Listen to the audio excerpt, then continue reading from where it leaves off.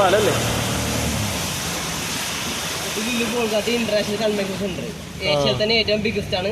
At A time 10,000 പേർക്ക് meeting കൂടാൻ പറ്റാവുന്ന രീതിയിലാണ് പണിതിരിക്കുന്നത്.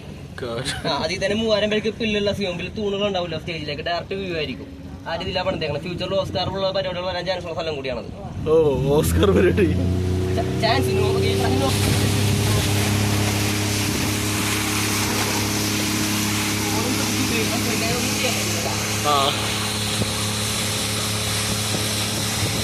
ഓ 15 മീറ്റർ.